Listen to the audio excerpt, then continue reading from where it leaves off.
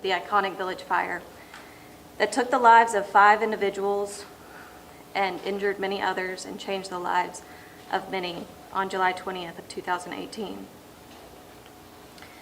First and foremost, I want to commend the San Marcos Fire Department, who has worked tirelessly along with a team of investigators for the last 5 years on this investigation. To the families of the victims, we cannot even begin to fathom the pain and loss you all have endured. Our hearts are with each and every one of you, and the City of San Marcos stands by your side.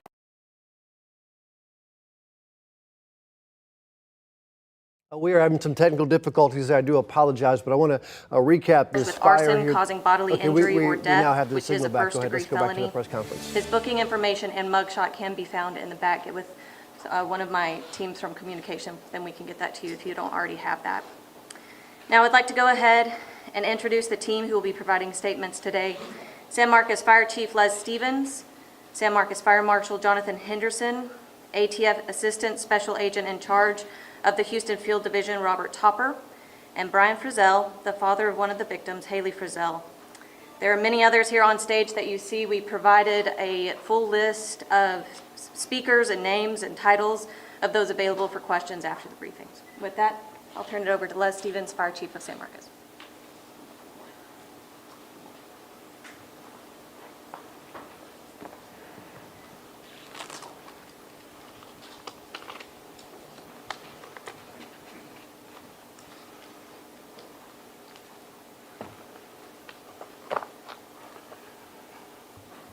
Thank you, Lauren, and thank you all for being here this morning. On July 20th, 2018, a fire was deliberately set at the iconic Village Apartments here in San Marcos. The fire resulted in the tragic deaths of 19-year-old Haley Frizzell, 21-year-old Belinda Moats, 20-year-old Drew Estes, who just yesterday would have celebrated his 25th birthday, 23-year-old James Miranda, and 21-year-old David Ortiz. The fire critically injured 19-year-old Zachary Sutterfeld, who suffered third-degree burns over 68% of his body and a severe traumatic brain injury. Numerous other victims suffered severe but non-life-threatening injuries as a result of this incident. The event has also taken its toll on this fire department and on my members.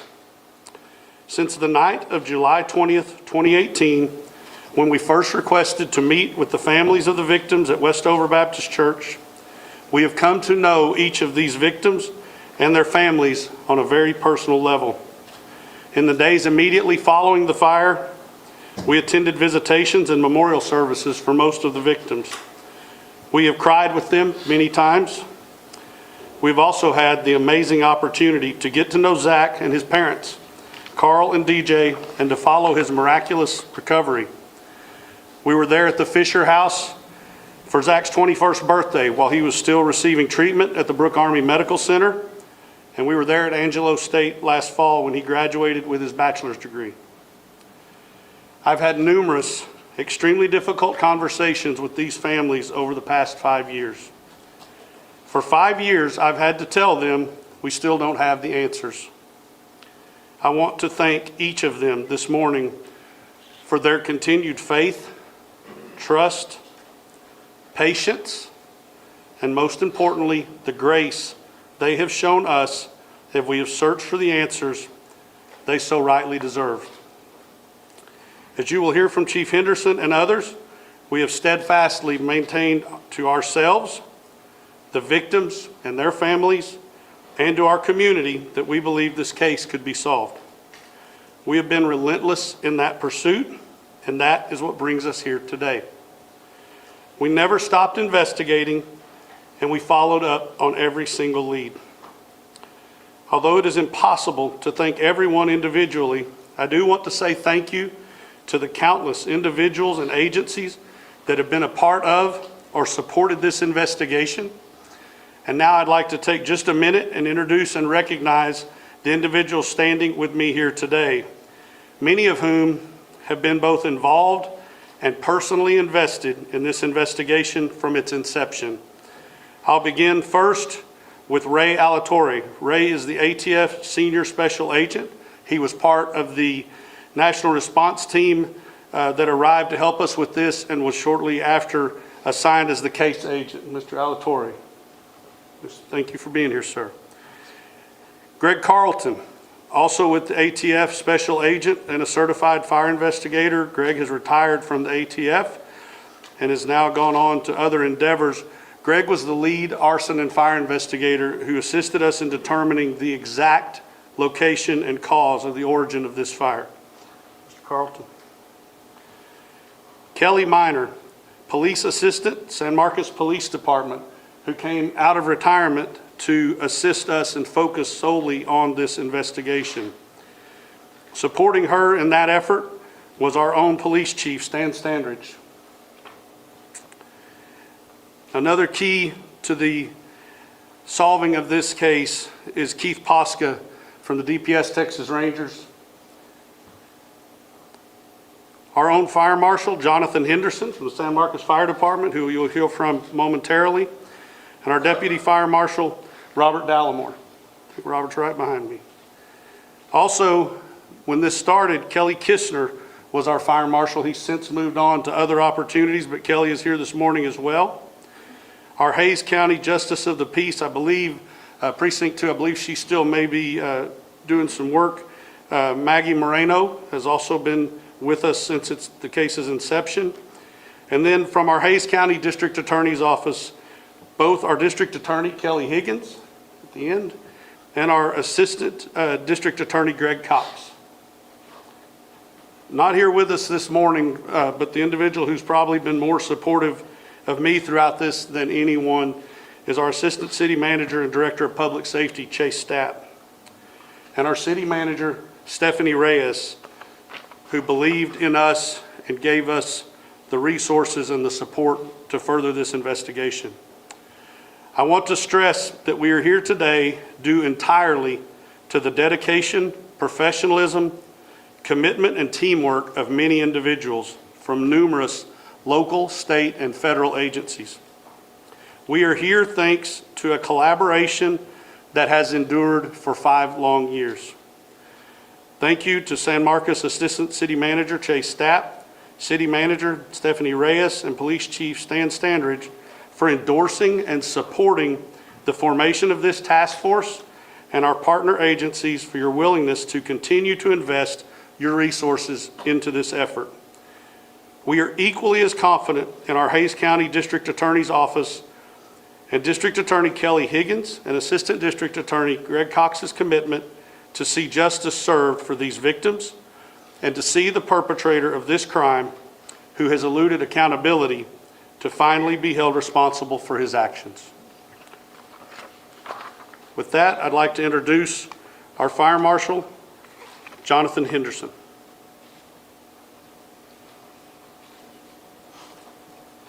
Good morning. Thank you, Chief, for the introduction and providing the historical background for this case. And now we're going to go ahead and dig into the investigatory measures that have taken place. The investigation began in the early morning hours of July 20th, 2018, when the San Marcos Fire Department units were first called to the scene. The fire marshal at the time of the incident, Kelly Kistner, arrived on scene and realized that the scope of the fire investigation was going to be beyond what the San Marcos Fire Department and the Fire Marshal's Office was going to be able to handle on its own. Requests for assistance to determine the origin and cause of the fire were sent out to the Texas State Fire Marshal's Office and the ATF, which prompted a response by both agencies, including the ATF National Response Team. The on-scene investigation lasted 10 days, from July 20th to July 30th, 2018, during which time evidence was collected, the scene was processed, and countless interviews were conducted. The investigation continued beyond the scene with ongoing collaborative efforts. San Marcos Fire Department Fire Marshal's Office. In addition to the local work being done on the case, test burns were conducted at the ATF Fire Resource Laboratory in Ammendale, Maryland. The on-scene fire investigation work, combined with the work of the Fire Resource Laboratory, determined that the fire was incendiary. This information is contained in the ATF Certified Fire Investigator, origin and cause determination report that was finalized in December of 2018. The deaths of the 5 victims were subsequently ruled as homicides as a result of arson. That was almost 5 years ago. If I was a loved one or a close friend of one of the victims that were killed or injured, I would wonder what took so long. Please know that the investigators have felt this way as well. I don't know how long investigations are supposed to take, but I know more often than not, it's longer than we want. There is no easy button for investigations, only hard work, time, and good old-fashioned police work. Know that this case has always been a priority to the San Marcos Fire Department and the ATF. Each tip or new piece of information was investigated, and a report of investigation, known as an ROI, was generated. Currently, the number of ROIs is 265 and counting. These ROIs represent countless hours of following up on leads and documenting the findings. We have never given up on this case. We have been discouraged, we have suffered setbacks, but never given up. In late 2022, it became clear that we needed a new perspective and a fresh set of eyes on the case. Under the direction of Chief Stevens and Chief Standridge, and with the support of city leadership, the Iconic Village Investigation Task Force was formed. The task force met for the first time in October of 2022 and met almost weekly, communicating often on a daily basis regarding the case.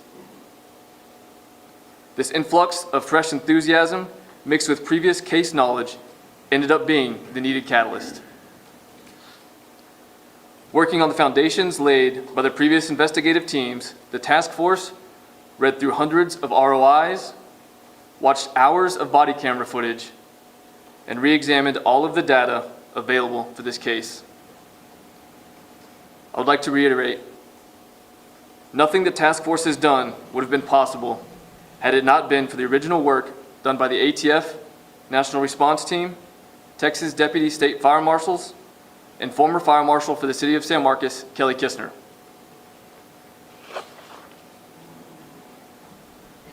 Multiple witnesses were re-interviewed, yielding valuable information further corroborated by the ATF Fire Investigator Origin and Cause Determination Report.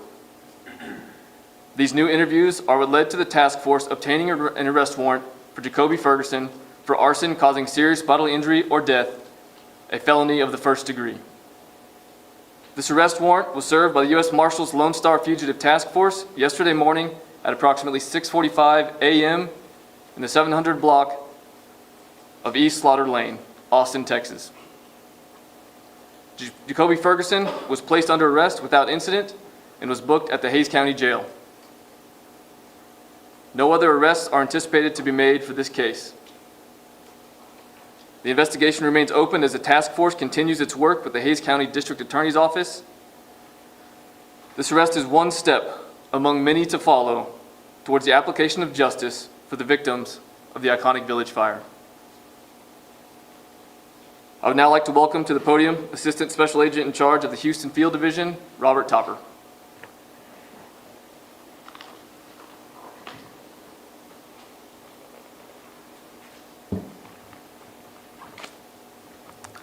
Good morning. I am Assistant Special Agent in Charge, Robert Topper, for the Bureau of Alcohol, Tobacco, Firearms, and Explosives, Houston Field Division. Our primary role during these investigations and investigations like this one is to work alongside of our state and local partners to bring about a resolution. I'd like to thank the San Marcos Fire Department, the San Marcos Police Department, and the Texas Department of Public Safety, Texas Rangers, for all the hard work and dedication that was put forth to identify and arrest the individual we believe responsible for this incident. On July 20th, 2018, the Iconic Village apartment building was set ablaze. The fire claimed the lives of 5 young adults and displaced many others and injured many more. Upon learning of the fire, ATF's Austin Field Office deployed to the scene, and then our national response team was requested to support the investigation. Over the past 5 years, witnesses were interviewed, evidence was examined, and laboratory experiments were conducted to determine the origin and cause of the fire. Following exhaustive scientific research at the ATF's Fire Research Laboratory, all potential accidental causes for the fire were ruled out, and the fire was ruled an arson by ATF certified fire investigators. To the families of the victims, we've been working diligently to bring this investigation to a close and to hold the responsible party accountable. Thank you for your trust, and thank you for your patience. As we approach the 5th anniversary of the fire, I hope that yesterday's arrest does provide some comfort. Thank you for your time.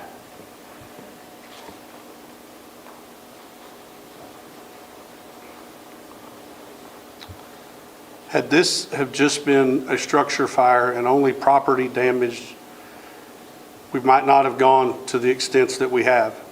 But this fire has impacted and forever changed the course of many lives. To speak to you a little bit this morning about that perspective is Haley Frizzell, one of the victims of the Iconic Villages fire, her father, Brian Frizzell.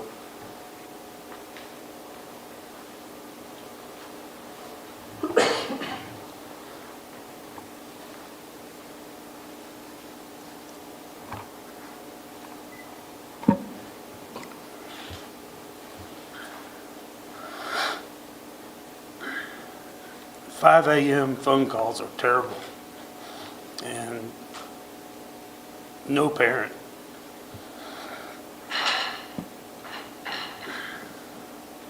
ever wants to receive one. But on July 20th, 2018, my son called me and my wife at 5 a.m. to tell us that his apartment building, where our daughter was staying, with his roommate, David Ortiz, and his best friend from high school, Zach Sutterfield, was on fire. And the next couple of hours, traveling from San Angelo, Texas to San Marcos, was absolute hell for my wife and I. It was a terrible experience for 5 other families and countless others whose children were injured.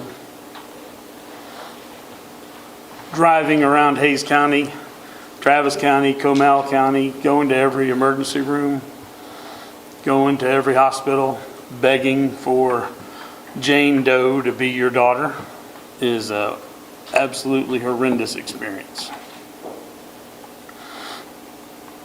I can't imagine what everybody else was going through, but I know what we went through. And I would never wish that on any parent or anybody, and for any reason in the world. Nobody deserves that. And the 5 young people who died and all the people who were injured on that day certainly didn't deserve to have their lives changed forever for some reason that still unknown, but will never be a good reason for any of it, I'm sure. As horrendous as all that was, when we got to San Marcos, we went straight to the fire, and I was actually met in the parking lot of the apartment complex by people running the control. And from the very first time we met, they were absolutely perfect. They were very understanding that it was a terrible day in our lives, and we felt very loved and very informed all day long, from the churches of San Marcos to all the outpouring of love from the community here. I know that Michelle and I and the families I've spoken to, we're happy that this day has finally come. But most importantly, we want to thank all the people who made it happen, because I know 6 or 7 months ago, this sure seemed like it was ready to go and be a cold case forever. And when we heard that the great people behind us were willing to use your time resources to keep this alive and look one more time. We were hopeful, but not really expecting great results. And so to get the phone call the other day and to know that we'd gotten to a point where we had an arrest warrant issued and an arrest made on Drew's birthday, what a blessing. And we're eternally grateful for all of those that kept looking and kept re-looking when everybody else said we can't find anything, we can't find an answer. So to the communities of San Angelo and Pasadena, Texas, Austin and San Marcos, we thank you so much for loving us and staying beside us for the last 5 years, because we couldn't do it without you, without our families. And Peggy, thank you for continuing to write stories about our families and our loved ones. Chief, I can't thank you enough for being willing to get one more look at this. For all of you guys involved, we are eternally grateful. So, thank you. I hope that we're able to make this thing stand up for forever. We appreciate you. Thank you for being here. I'll take some questions now. Can I just ask, Fire Marshal Henderson, you described that multiple witnesses were interviewed again, and then that led to the obtaining of an arrest warrant. Would you just please take us inside the investigation a little bit more? What was said? What new evidence came forward? We know that Mr. Ferguson lived at Iconic Village. Can you just speak to any of those facts, please? And obviously, I'm not going to get into specifics, but yes, so multiple people were re-interviewed. And again, it really just went back to, we started from the beginning on the case, and we started to re-examine everything that was documented by the State Fire Marshal's Office and the ATF, as well as reading the report from the Fire Research Laboratory, which obviously wasn't available at the time during the investigations whenever the initial interviews took place on scene, close to the time of the event, July 20th. And so we went back with that new knowledge, and again, I really do think that bringing in Texas Rangers, in particular Keith Posca, as well as the rest of the team, Kelly and Robert and Ray really provided the backbone for the investigation, because he had kind of that thread from the very beginning. And so just a new, fresh set of eyes, and again, with that still the historical knowledge of the case, we were able to determine different questions, more questions to ask, that led to new information being discovered. What facets of this case made it difficult to solve right away? If Mr. Ferguson lived in Iconic Village, I remember at the time in covering it that you all figured out pretty quickly, like, the general area where it may have started, like where the worst of the fire was. So why did it take, like, what parts of the case made it difficult to pinpoint him? Fire investigations, because of their nature, are difficult and complex to solve. So if we start from there, we had our work cut out for us from the beginning. In addition to that, again, it just takes time and a lot of effort. And I think that we had the right people on scene in the beginning and continuing throughout the past 5 years. We just needed a new, fresh set of eyes. Was he interviewed at the time? Was his name anywhere in the records? You know, sometimes you hear about criminal cases where the suspect ends up being interviewed right away and then, you know, arrested years later. Was that the case? Was he ever? He was interviewed at the time, yes, along with a host of other people as well. Was there anything that stood out about him at the time? Or just... No more than really anybody else, no ma'am. Do we know anything about the motivation, anything about the motivations behind it, or why it happened, or anything like that? No ma'am. I know an accelerant was used, or was an accelerant used? What was used? I'm not able to speak to any kind of accelerant that was used. Did any of the community tips help in the investigation, or was it based solely on the witness interviews? It It was really predominantly based on the witness interviews that we had at the time. There was no tip that came forward that provided new information. It was the task force, the original work by the ATF and State Fire Marshal's Office, the information that they had that led to this arrest. Can you clarify how he was regarded as a neighbor, as a person in that apartment complex? You know how sometimes you have a great friendly neighbor, you have a neighbor who's like, oh, weird. Any idea how he was? I'm not really able to speak to that. I cannot speak to that. Has he admitted or denied any involvement in this crime? I really don't want to dig into that anymore right now.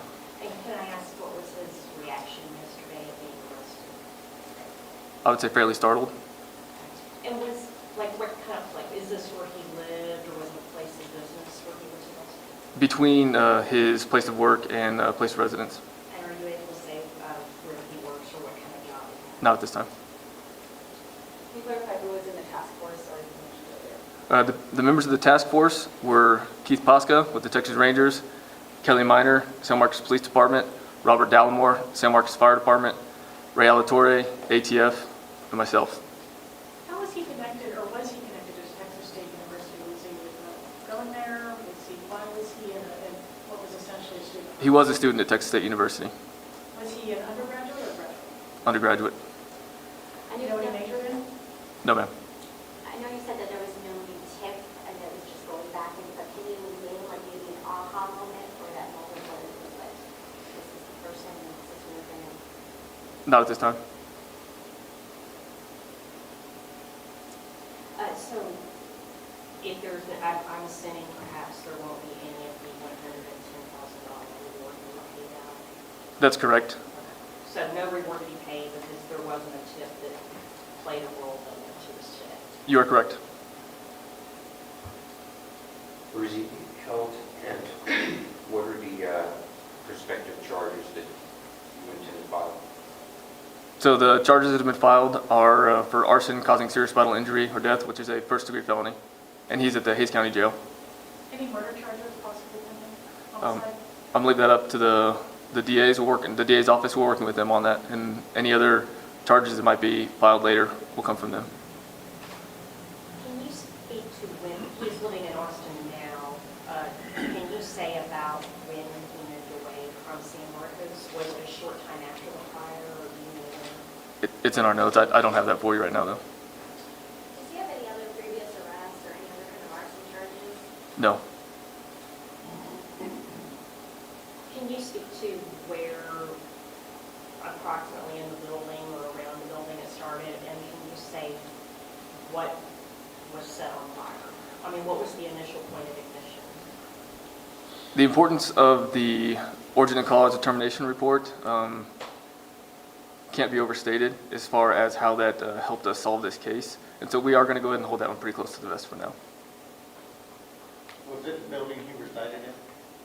The fire was in building 500. He did not reside in the 500 building. Did he have any relationships, romantic or attempted romantic relationships, anything like that? I can't speak to that. Not because I don't want to tell you, but I don't know. One last question? Thank you for your time. Thank you.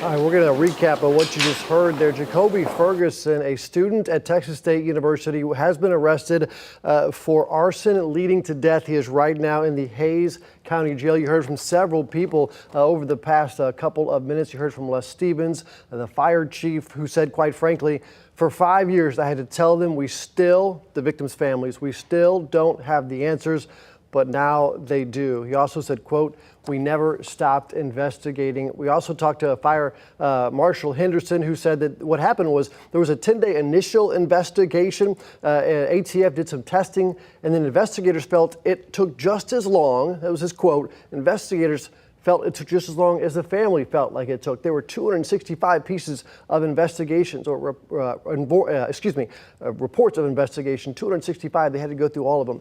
The actual arrest, though, because everybody wants to know what took so long, right? He said, quote, "A fresh set of eyes was needed. We just needed a new, fresh set of eyes." What happened was they brought in the Texas Rangers. They brought in the ATF again, started this new task force, October 2022.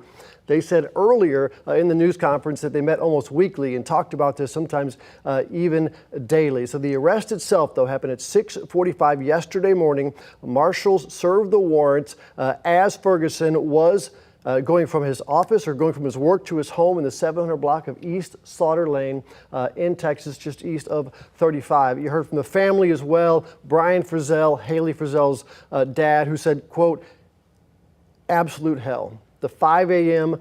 phone calls," quote, "were terrible." There you see Jacobe Ferguson right now. And I do believe we have Eric Pointer, who is live right now. We have Tony Pileski right now, who is live there. I heard you ask a couple of questions right there, Tony.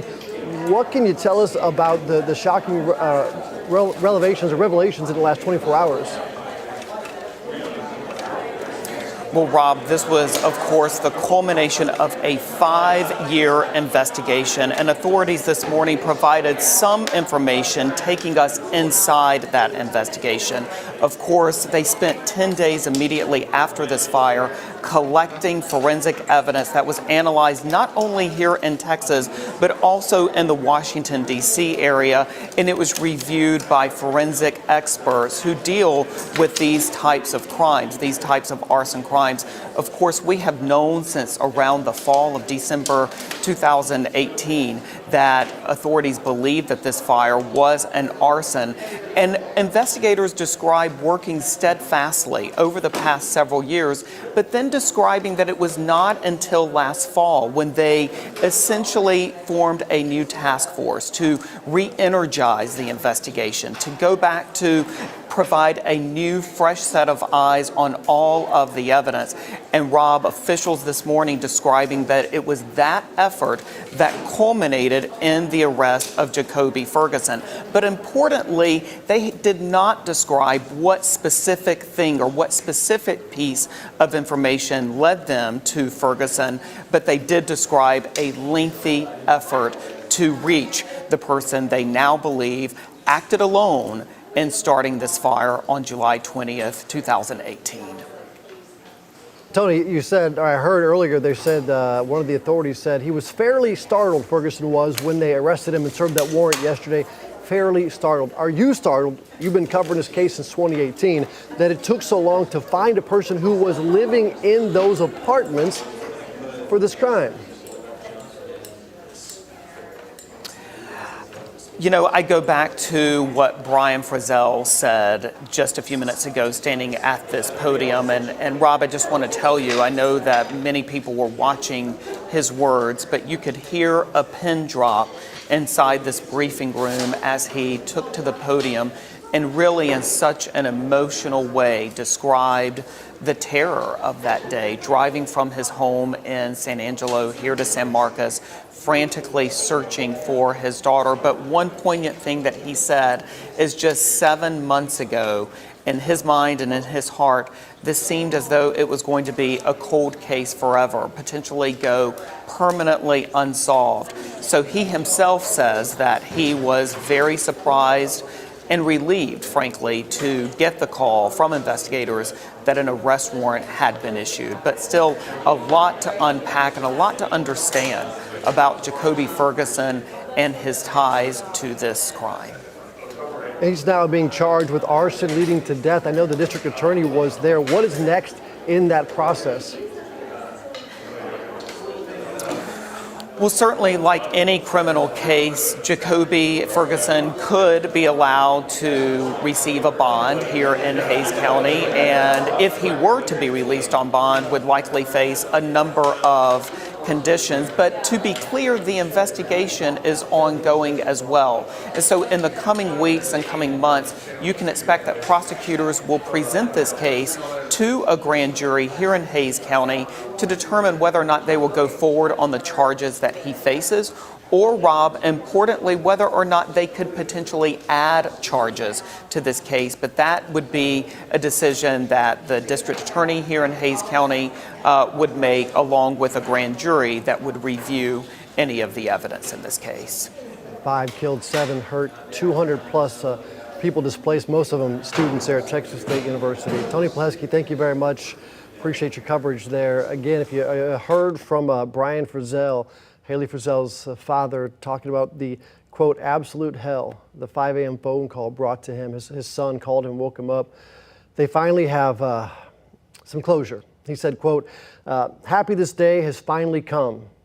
Happy this day has finally come is what he said. We're going to have much more from this investigation. We're going to be following it. Tony will be following it as well. I want to say thank you very much for watching KVUE Plus. We're going to have more this morning on KVUE Midday, starting in about 30 minutes at 11 a.m. And of course, we're always online at KVUE.com.